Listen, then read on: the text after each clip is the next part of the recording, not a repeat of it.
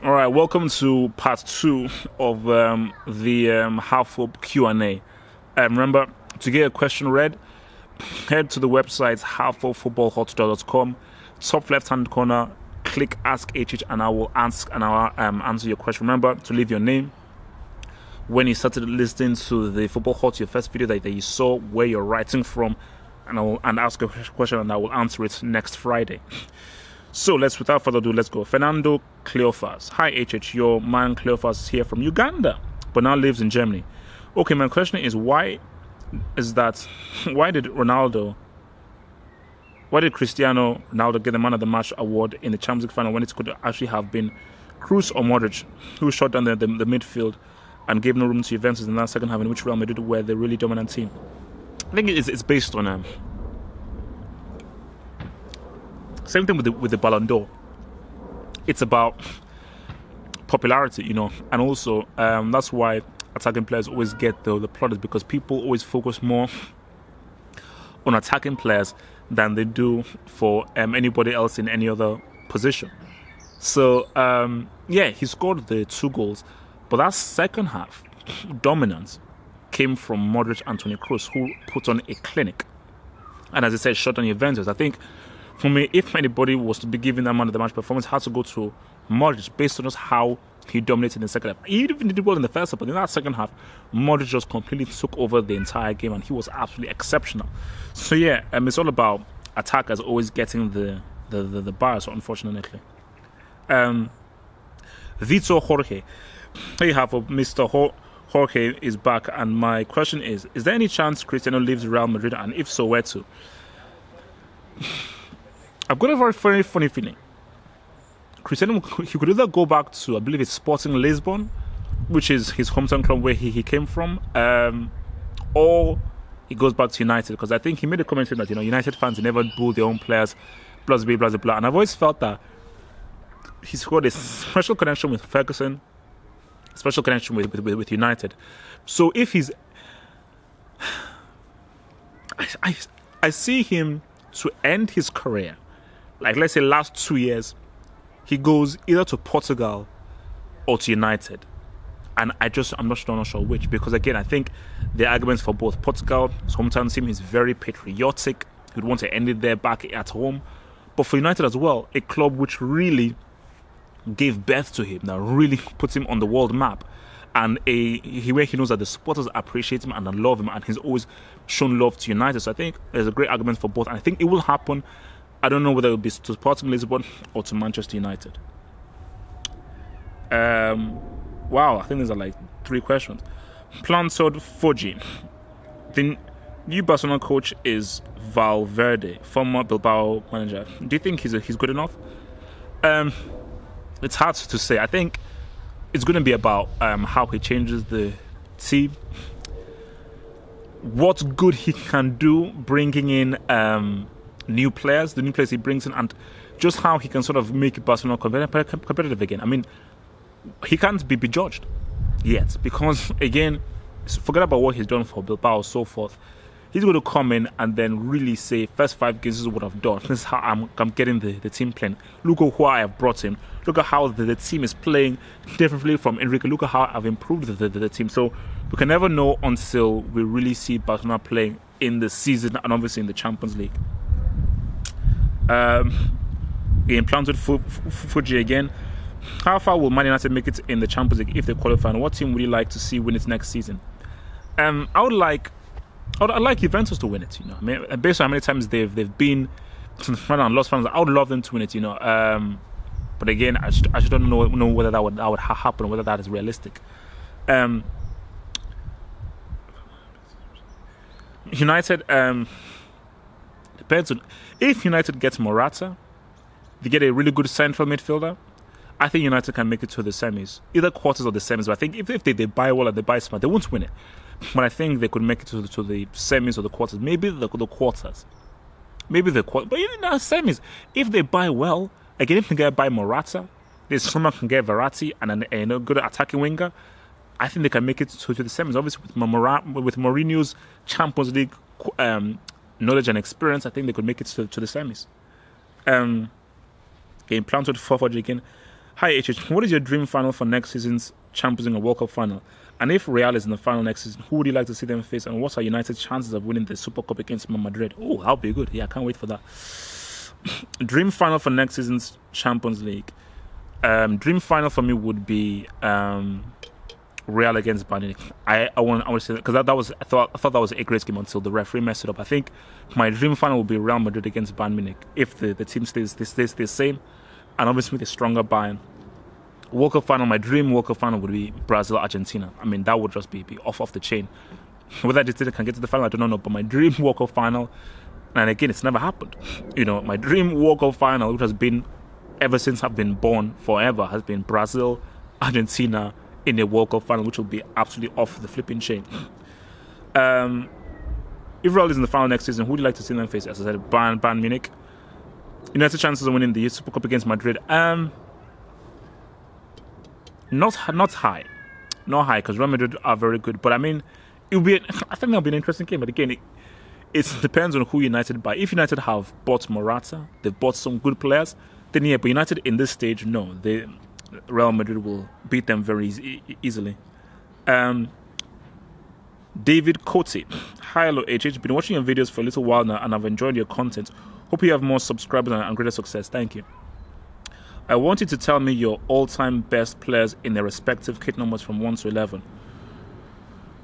I mean, this stuff, I've actually done this before, but it's very hard to do it off the top. But let me just think and remember. So, as I was number 1, actually, best players. So my ultimate 11, I think keeper, I'd go for Buffon. I mean, I just think that, for his career, and for me, I remember this is not Buffon now pick Buffon. I'll probably even pick Palmer Buffon. So I'll put again Palmer Buffon in goal. And I may go for a 4-3-3. So right back, Philipp Lahm. Left back, Marcelo. So my two central defenders would be Desailly and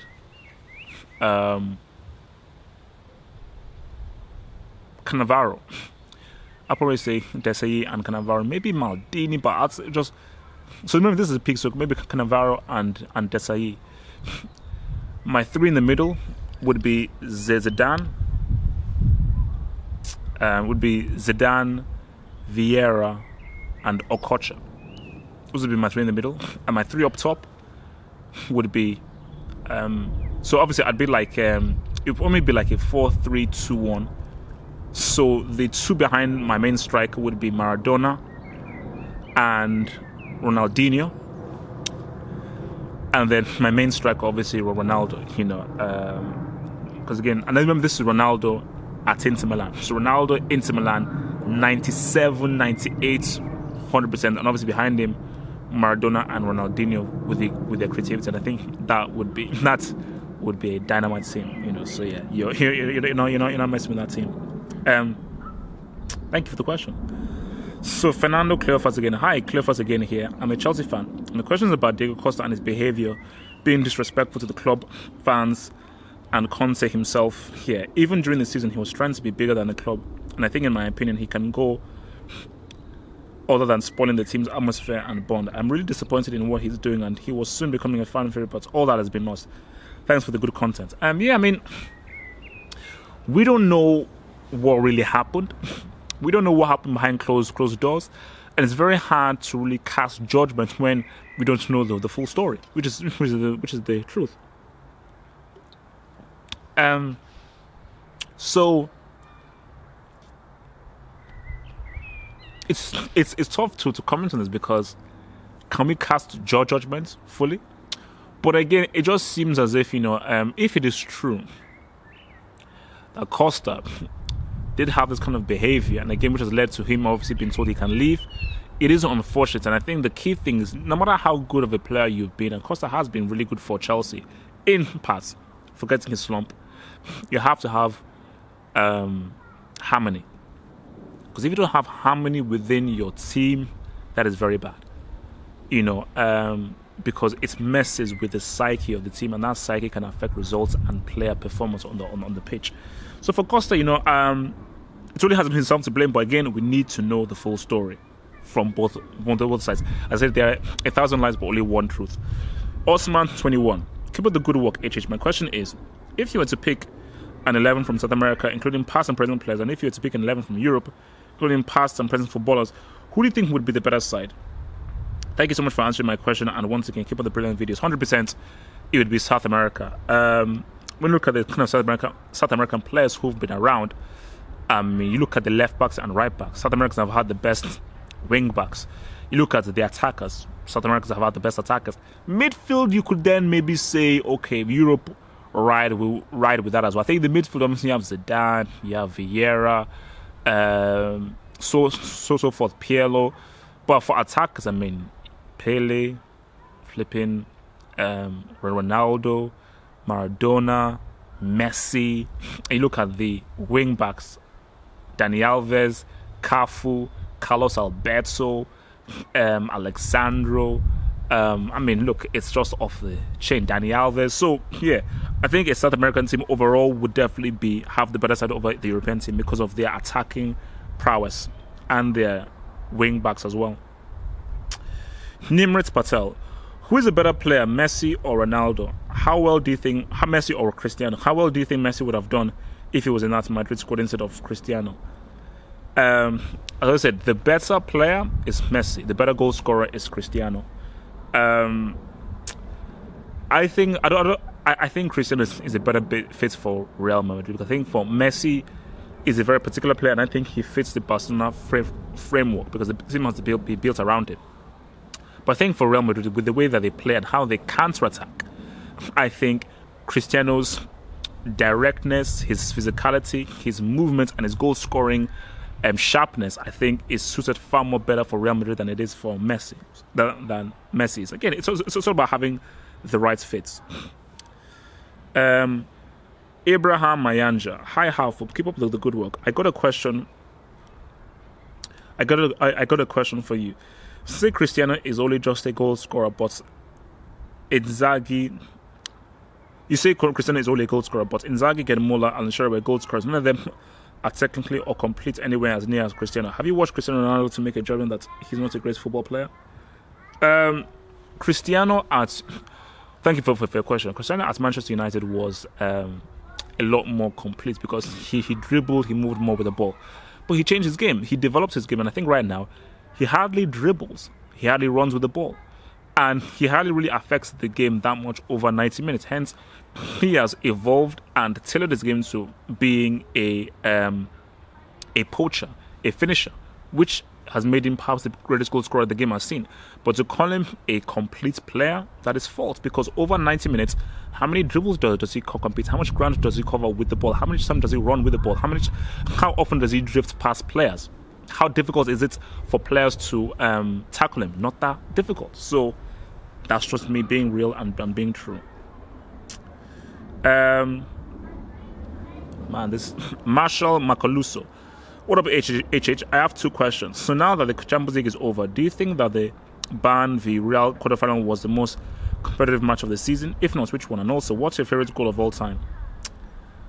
Bayern Real Madrid. Yeah, I thought that was the most competitive. If the referee Kasai hadn't messed things up, I think that would have definitely been the most. That would have been a very fascinating game that would have probably gone to penalty. But yeah, that was definitely the closest game and the best game of the Champions League so far. Favorite goal of all time, Ronaldinho. His goal against Chelsea in the Champions League, where he chipped it into the bottom left-hand corner. Extremely tough technique. Nobody thought he would do it, and how he executed that was amazing. Then the obvious one, obviously Maradona in a World Cup, running from the halfway line and finishing off. I think that was just out of this flipping world. Manfred Gunza. Hi HH. Will you be doing coverage of the Confederations Cup in the coming weeks? Yes, I will be doing. It will be starting very soon. Also, what do you think can be done to make it a more relevant tournament like the Copa America or the Euros? Firstly, I think giving the winners automatic qualification to the World Cup would help teams take it more seriously. I think I like what the Confederations Cup is. Because what it is it's like every time you play for your country and it's a tournament, you're always going to take it seriously to an extent, really. And what it is just confederations coming together. But also, the whole point of a Confederations Cup is it's the host country to try and see how well they will host the real thing. So then don't say, okay, like, let's just, because again, it's the real thing is a lot more different, a lot more teams, more citizens involved. But what it is, it's really about the host country. That's what it's about, really. Yes, you want to just see how teams fare against each other, and we like watching international teams, but really it's about the host country saying this is what the stadiums will look like, this is how our presentation will look like, this is what our mascots will look like, this is how we're going to present ourselves to the world. So you're giving a little taster, a little teaser for the big events in 12 months' time. But I think I like how it is right now. I don't think you need a kind of a reward or anything for it, for automatic qualification. But again, it would make it interesting though if that was a reward. Okay, hello HH. Andrew here with another question. I know you regard R9 to be the most technical to have ever played, but I consider him second only to Maradona, specifically Maradona from 86 to 90. What do you make of this? Would you be willing to analyze this Maradona video also, just like the R9 Impossible Technique video? So I'm gonna watch it, and I've watched many Maradona videos. So you know what? I still have to finish my Impossible Technique video. So after I do, and this has been like a year in the waiting, after I review the Impossible Technique video, then yes, I will review the Maradona video as well, and then we can decide who was the most technical player, Maradona or Ronaldo. Okay, we're almost there. Abdullahi Hassan, can you put these two in the Brick Academy for allowing Madrid to lubricate them in the final? Those two defenders are not the best centre-backs in the game. Giorgio and Bonucci. No. Look, you can't be great all the time. They flopped in the final. But does one match negate how well they played over the years? Their performance throughout, they only considered 3 goals up to that point. No, I'm sorry. It was a bad day at the office. Everybody has a bad day. Cristiano has a bad day. Messi has a bad day. Defenders have a bad day. It was a very, very bad day, and that is not enough to be put in the Brick Academy. You only get put in the Brick Academy when you are shocking over several seasons, like Janssen. Patrick Russell. Key factors for web promotion. What the they have.